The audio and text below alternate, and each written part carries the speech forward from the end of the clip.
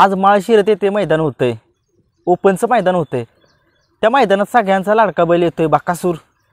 आणि बकासूरचा पायरा तुम्हाला सांगितलाय फिक्स होईल पण नाही पण होईल।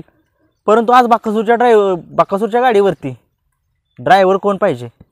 नक्कीच सगळ्यांची इच्छा असेल की परशुन ड्रायव्हर पाहिजे, कारण प्रशांत ड्रायव्हर चिचनेरकर एक चांगले नामांकित ड्रायव्हर आहेत आणि त्यांना माहीत आहे। आणि ते गाडी बकासूरची आवर्जून हाणायला बघतात, कारण तुम्हाला माहिती आहे त्यांना सांगायला लागत नाही। त्यांना एकदा शब्द दिला, आज बकासूरला तुम्ही बकासूरची गाडी चालवायची आज, नक्कीच त्यांचं उत्तर होत असतं।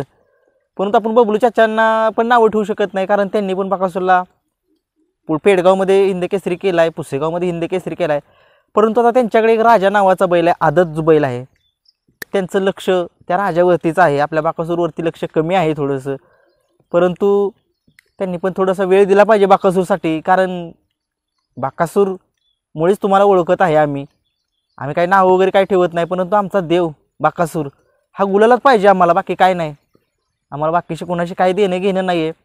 आमचा बैल बकासूर देव आमचा आहे, तो आम्हाला गुलालामध्ये बघायचे।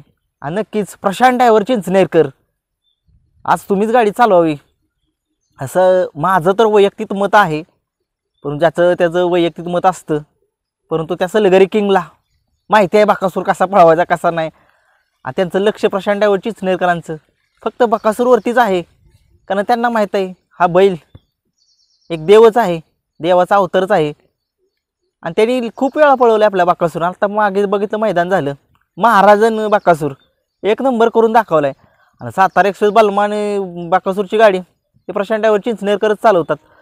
परंतु आज मैदानात ओपनचं मैदान आहे, टॉपची बैल आहेत, टॉपच्या जोड्या आहेत, तिथं आपल्याला प्रशांत ड्रायव्हर चिंचनेरकरच हवेत आज बकासूरच्या गाडीवर, एवढंच माझं म्हणणं आहे। धन्यवाद।